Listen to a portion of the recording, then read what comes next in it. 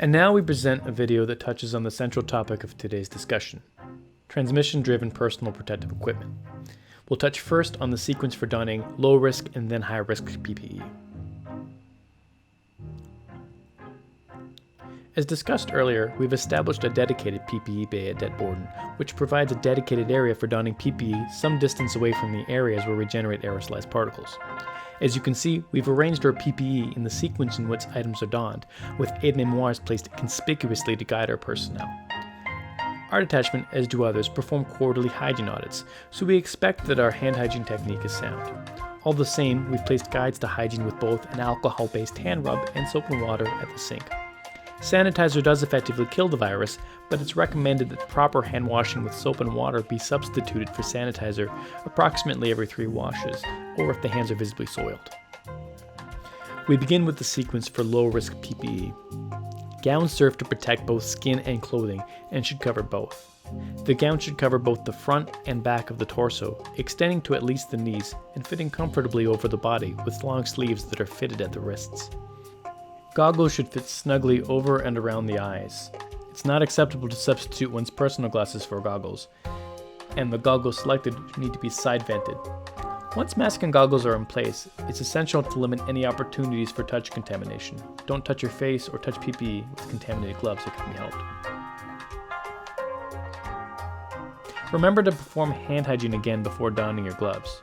Ensure that the sleeve of the glove is fitted over the sleeve of the gown. Once both members of the duty team are suited for battle, we conduct a buddy check to ensure that everything has been placed correctly.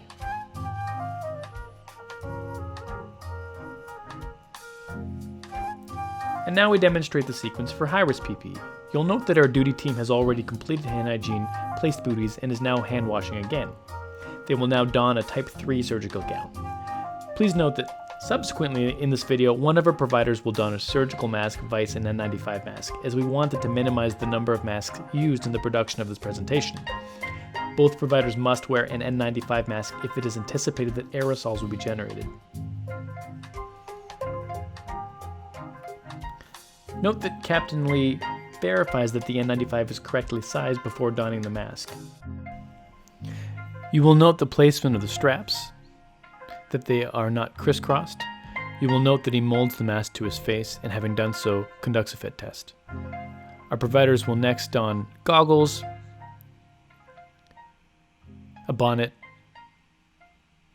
and a face shield.